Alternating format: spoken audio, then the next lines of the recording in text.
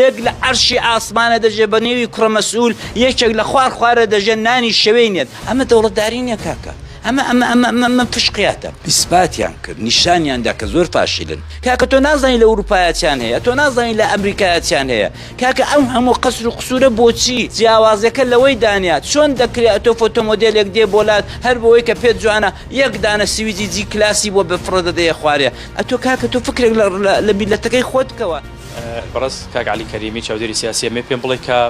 دۆخی ئێستا هەرێمی کوردستان کە پارتی دیموکراتی کوردستان هەوڵی دواخستنی هەڵبژاردن دەدا و هەروەها تاپەڕۆشەی ڕێفراندۆمیش کە هەمیشە شانازی پێوە دەکرێن تا چەندێک بۆتە هۆی بچووکبوونەوەی هەرێمی کوردستان و مەترسیە لەسەر قەواری هەرێمی کوردستان. پێشێکی زۆر بەخێر بێن، فعلا ڕاستی بۆچووی دۆخی هەرێمی کوردستان لە دۆخێکی زۆر خراپدا. بەڕاستی هیچ چارەنووسێکی ڕوون لە پێش چاومان نییە و هیچ سیاسێک و هیچ محەللێکی سیاسی، هیچ مفەسرێکی سیاسیش ناتوانێت ئەو ڕۆکانە بێ ئیدعا بکە کە بڵێ دوا ڕۆژی هەرێمی کوردستان بەرەو چۆ دەڕوا.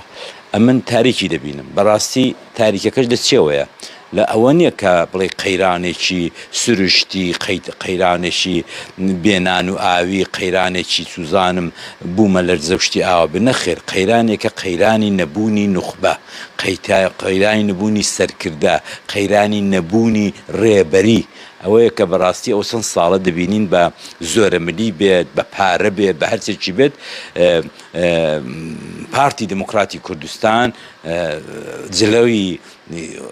بوون و نەبوونی هەرێمی کوردستان لە نەوتەوە بگرە، لە معاشەوە بگرە، لە سیاسەتی خارجیەوە بگرە، لە سیاسەتی ناوخۆ بگرە، بەدەستەوەی گرتووە و ئەوان ئیسپاتیان کردو. بە تایبەت لەو دەورەی ئاخرێ حکوومەتی نۆی پێ دەڵێن کابینەی نوە ئیسپاتیان کرد، نیشانیاندا کە زۆر فاشیلن، لە هەموو شتێک فاشیلن. ئەوە تاتو دەبینی وەزعی ڕێگاوبانەکانمان، وەزعی هەڵاتنی گەنجەکانمان، مردنیان هەموو ڕۆژێ ناتوانن تەنانەت ئەوەندەیان دەسەڵات نییە بە دوای مەیتەکانیشیاندا بڕۆن. بۆیە لەوەیدا هیچ قسە و باسێک نییە. ڕەنگە هەموو متتەفیق بینەسەوەی کە کابینەیەکی حتا خوا حەزکە بەرشکست و شکست خواردوویە و ناتوانێت بریاری ئەوە بیا کە 2 ساڵە هەڵبژاردن کە تاقە مەشروعیەت و شەرعیەتی ئەم هەرێمەی کوردستانە لە لای ئەمریکیەکان، لە لای ئینگلیسیەکان، لە لای ئوروپایە، لە لای دەر و جیرانان. ئەتۆ نەتوانی کە ئینتخاباتێ بکەی. هەمووی بۆ ئەوەیە کە بگەڕێتەوە ئینتخابات نەکرێ بۆ نەکرێ لەبەروی کە دڵنیانین کۆمەڵانی خەڵک چۆن تۆڵیان لێ دەکەنەوە. ئەگەر ئەوان دڵنیابان کە تەزویریان بۆ دەکرێت، ئەگەر ئەوان دڵنیابان کە کۆمەڵانی خەڵک دەستنە پای سندوق، حتمما دایان کرد ئەو هەموو ڕخنە و ئەویان قبول نەدەکرد. جا بۆیە بەڕاستی لە دۆخێکی زۆر خراپداین. ئەوەی کە ڕێفراندۆمیش بەڕاستی کاکە خۆمە زۆرمان قسە کرد لەسەرەوەی، زۆریشمان وەبەرکەوت، زۆریشمان تیر و توان زۆبەرکەوت. حقیقەت ئەوەیە کە هەر ڕۆیایەکی منداڵانەی ئەوان بوو کە پیان وابوو بە ڕێفراندۆم. کاکە کورد ڕێفراندۆمی بۆ چییە؟ کورد کەسەیە، هیچ کوردێکەیە کە بڕوای بەسەر بخۆیت نەبێت. ئەو ڕێفراندۆمە بووە بە ئەجەندای تورکیەی کرا. هەر ئەو دەمیش کوتمان ئەجەندایەکی تورکی بوو بۆی کە وەزعی هەرێمی کوردستان، مەشروعیەتی هەرێمی کوردستان لە ناو کۆڕ و کۆبوونەوەی وڵاتانی جیهاندا سووک و ئەوە تەنیا لە استراتیژی ئۆردۆغاندا بوو کە ڕێفراندۆمێک بەێرە بکە و ئەو خاڵانەی کە دەیهێت تۆ دەبینی کە ئێستاشی لەگەڵ بێ ناوچەی سلەیمانی دوای ڕێفراندۆم وەک خۆی لێ نەهاتوێتەوە. ئێستاشی لەگەڵ بێ ئێستاش پاژە و هەموو ساڵێ دەبینی کە ئێستاش مەتاری سلەیمانی داخراوە. دی هاتنی هێزی تورکیا بۆ نێو خاکی هەرێمی کوردستان ئەمە تا چەندێک مەترسیدارە بۆ سەر خاکی هەرێمی کوردستان داگیرکردنی جۆرە لە جۆرەکان سیاسەتی تورکیا بۆ شێوازە بۆ هاتنی بۆ هەر خاکێک ئەو خاکە جێنیە شۆجارێکی تر. ئەمە تا چەندێک خاکی هەرێمی کوردستان لەدەست دەدرێت لەوە خۆشاردنەوەی لە پاڵهێزێکی وادا. بەدڵنیایی نەتەنیا ئەوە خاکی کوردستانمان دۆڕاندۆ لە بەتایبەت لە ڕێفراندۆمدا زیاتر لە 150 خاکی کوردستان لە خوار و لە خوارەوەی دووبز و لە خوارەوەی داقوخ و لە دوای هەمووی ئەوانەمان دۆڕاند و ئەوانە دواتر شەڕی داعیش هاتە سەرمان و شەڕی داعیشیش ئەگەر ئەوەندە ویژدانمان نەبێت، ئەگەر ئەوەندە ڕاستیمان نەبێت، هەر ئەو شەڕە بوو کە بیدایە سەرکردەکانی پارتی کوتیان ئەوە نیعمەتە داعش نعمەتە ئێمە دەوڵەتێکی تازەمان جیرانە دەوڵەتی خلافەتی ئیسلامیمان جیرانە و ئێمە بە خێراتنی دەکەین هەر ئەوان بوون سەرکردەکانی پارتی چوون لە ئۆردن دانیشتن لەگەڵ سەرانی داعش و دوایە شاتن ئەو ڕێفراندۆمەیان کرد کە ئەو ڕێفراندۆمە ئاوای لە وڵاتی کرد لە هەمووی گرنگتر مەشروعیەتی سیاسی و حیا و ئابڕووی کوردیان لە ناو هەموو کۆڕووکۆبوونەوەکاندا لە ناوبر دنیا جاران زۆر بە گەورەی سەیریمەی دەکرد دنیا جاران زۆر بە ڕەحمۆچاوی لە ئێمە دەکرد دنیا بە ڕێو پێشوازمان دەهاتن ئێمە بۆ خۆم لە دەرەوە بووم لە زۆر وڵاتی دەرەوە ژیاوم دەمزانی کە جالیەی کوردی چەند چالاک بوو دەمزانی کە لۆبی کورد چەند چالاک بوو بەڵام بەدوای ئەوەیدا بەڕاستی سوک بووین سوک ئەوەندەیان کاری و سیاسەتی ئەحمەقانە و جاهیلانە کرد بەسەر ئەو میلەتەیدا تا ڕادەیەکی زۆر ئێمە لە ئەو وەزنەی جارانمان نەماوە بە دڵنیایی چونکە هەرچی ئەو دەیکا من دەگرێتەوە تۆ دەگرێتەوە دایکی من دەگرێت دایکی تۆ دەگرێتەوە یعنی ئەوە نییە ئەوان هەر ئاوە بە ئەهۆنتە دەڕۆنە پێشێ پارە و پولی ئەو میلەتەی سرف دەکەن بە شتی سەیر و عەجایب بە وێلا و مێلا و خەرج و سەیارەی سەیر و عەجایب و ئەوانە و کۆشک و تەلار کڕین لە وڵاتانی ژیانی خۆیان زیاتر گرنگی دەن بەس دڵنیابە بۆ ئەوە دڵنیابە ئەوان ناتوانن دایک و بابێکی باش بن بۆ مناڵە فەقیرەکانی گەرمیان و ئەنفال کراوەکان ئەوان تەنیا بۆ خۆیانە چی هەیە بەروبوومی ئەو کوردستانە بۆ خۆیانی دەبن چی هەیە بەروبوومی ئەو کوردستانە دە خزمەتی منداڵ و نەوەی خۆیاندایە و ئەوەیە لە ئەمە لە دەرەوە کە دەچین بۆ گفتوگۆ لەگەڵ دوودانە ڕۆشنبیری ئوروپی دوودانە ڕۆشنبیری ئەمریکی ڕۆژاوایی قسەمان پێنامێنێ دەڵە کاکە ئێوە خۆتان واتان لە خۆتان کردووە ئێستا مەسەلەن معاشی پێشمەرگە ئەو ڕۆژانە لە بەحسی میدیاکان و بەحسی ئێوەیە بۆچی ئەمریکا کۆمەگێکی زۆری هێزی پێشمەرگە دەکا بە یەک شەرت دەڵە کاکە ئێوە یەک بگرن ئێوە جەیشێکی نیشتیمانیتان هەبێ لەشکرێکی نیشتیمانیتان هەبێ بۆ نابێتێ ئەگەر لەشکری نیشتیمانی هەبێت ئەمریکا حازرە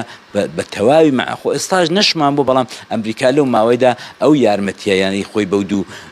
دیوایە هەر کردووە بەڵام ئەتۆ بە قسەی ناکەی ئەتۆ چەک لە ئەڵمانیا وەردەگری چەک لە بریتانیا وەردەگری چەک لە وڵاتانی دوای چەکەکە لە بازاری قاچاقچی دەیفرۆشێ یعنی ئەمانەیان زانیوە ئەتۆ پێت وانە بێ دیپلۆماتکارێکی ئوروپی کە دێتە ئێرە ئاگای لە هیچ نییە و کابرایەکی حەپە مێشخۆر و ڕێکاتن کاکعالی ناکات ئەوان چاوە گۆڕانکاریە دروست بێت بۆ ئەوەی کە بێدەنگی خەڵک زیاتر نەبێت لەسەر بابەتە دڵنیا بە برای جانم ئەوان مەعیوسن لە سیاسەتی کوردی ئەوان پێیان وایە هەر وەک ساڵی 1990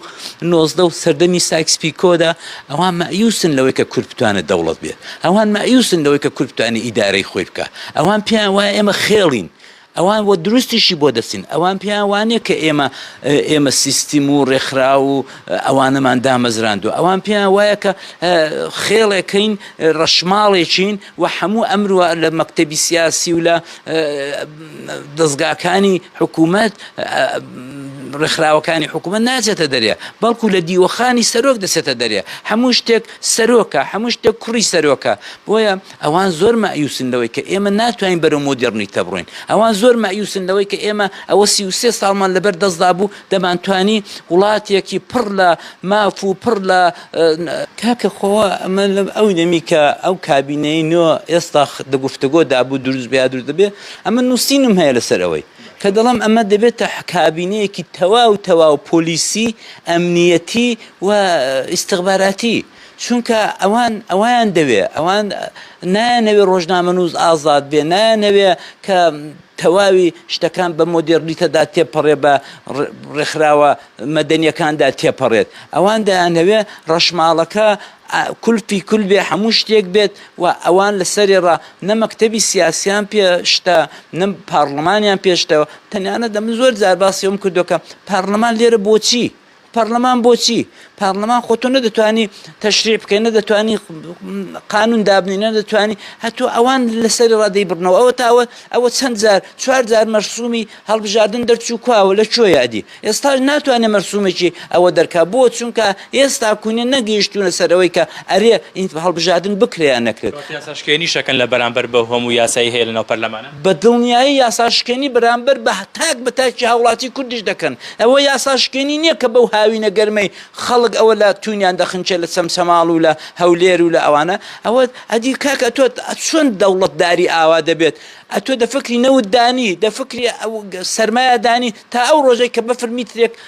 پێنجێن و قەندیل و ئەوە دەگرێتەوە ئەو دەم دەڵێ دادی بەپەلەپەل تۆ دەفکری ئاو خواردنەوە و گەرمادانی هەتا گەرما دەبێتە 50 دەرەجە لە هەولێرە خەڵک دێتە سەر کۆڵان و ئەوانە ئەو جا دەڵێ وڵا با فکر بکەینەوە بووە ئەمە دەوڵەتداری نییە کاکە ئەمە پشقیاتە ئەمە هەرەوەیەکە ئەتۆ قەزا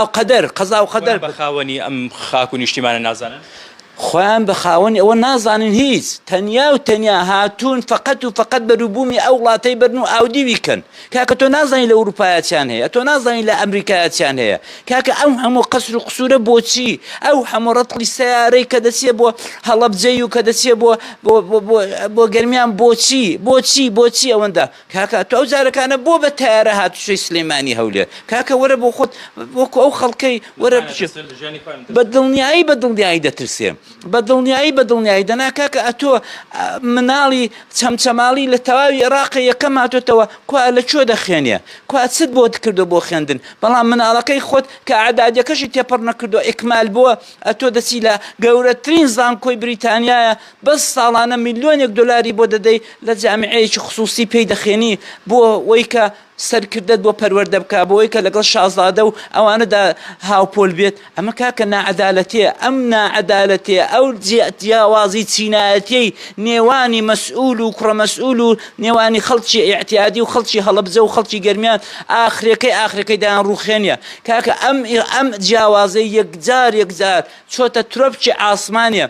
جیاوازەکە لەوەی دانیا چۆن دەکرێت تۆ فۆتۆمۆدێلێک دێ بۆلات هەر بۆەوەی کە پێت جوانە یەک دانە سیویجی جی کلاسی بۆ بفڕە دەدەیە خوارێ جی کلاسی چی و ئەو هەموو نەوشەی چی ئەو هەموو نیکایی چی ئەتۆ کاکە تۆ فکرێک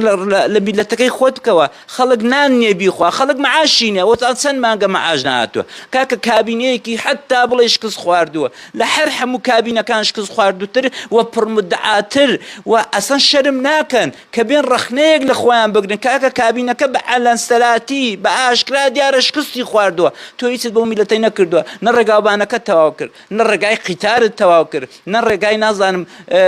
گوندەکانت جێبەجێ کرد نە نەوتت جێبەجێ کرد نە مەعاشت جێبەجێ کرد نە ئاوت جێبەجێ کرد کاکە خەڵکەوە لە سەمسەماڵ دەخنچێ نادادی کورتە و ئەپشڕە لە کاتێکە بە دڵنیایی ئەو ڕۆکانە من و تۆی هاوڵاتی هەموو تاک بە تاکمان دایکەکان بابەکان خەڵکەکە عارەبانچیەکە سایق تاکسەکە بەس پێویستیمان بە یەک شۆڕشەیە ئەوی شۆڕشی نائەدالەتیە ئەو نائەدالەتەی کە لێرە بەسەریاندا سەپاندوین یەک لە عەرشی ئاسمانە دەژێ بە نێوی کوڕەمەسئول یەکێک لە خوارە دەژێت نانی شەوەی نیێت ئەو نائەدالەتێ دایان ڕوخێنێت دڵنیامەوەی کە نائەدالەتی تاسەر ناڕوە ئەخە تاکە جێگەنجی من بڕە خۆی بە نادیار دادا نادیار کەس نازانێت بەدبەختە قوڕوە سەرە بەرەو چۆ دەڕوا هەلێرە کۆبەت پارە کۆ دەکاتەوە لە پوری لە خاڵی لە بابی لە مامی دوو دەفتەر و دوو نازانم ئەوەدا دەفتەروری پەیدا دەکات تاکوونیە ئیتالیای برن لە ئیتالیاش ئاوای بەسەردیە و ناگەڕێتەوە قەت ناگەڕێتەوە ئەوە نائەدالەتی دەبێت چییە کاکە گەنجی من بۆ هەڵدێ گەنجی من لە برستان هەڵنایە ئەوە نێ پارەی دەشیرفانیدا دەیدا بە قاچاقسی کەوابێ لە برستان کەس لێرە نەمردووە ئازادی ژەوت تا من ئازادی لێرە کێشەم نییە لەگەڵ ئازادی خەڵکی دیکەش لەسەر جادەی وڵی خەڵکی عەرەبانچیم دیوە لەو بەرنامانەی ئێوە ئەوەی کە ئەو دێڵێ ئەمن نایڵم ئەوەی کاغالی سەبارەت بە ئازادی تاک بە تایبەتی لە نێوان پارێزگاکانی هەرێمی کوردستان کە هەمووی یەک پارێزگایە و لە ناو چوارچێوە یەک هەرێمێکدایە تا چەند تاگەکان هەست بە ئازادی خۆیان دەکەن لە پارێزگایەکە مەترسیە لەسەر ژیانیان بەڵام لە پارێزگایەکی تر هەست بە ئەمن و ئاسایشی خۆیانەکەن هیچ شک و گومانی تێدا نییە لێرە سێ پارێزگای لێیە ئەگە هەڵەبجەش بڵین حقیقەتەوە لە دوو پارێزگایان شەوەزەنگە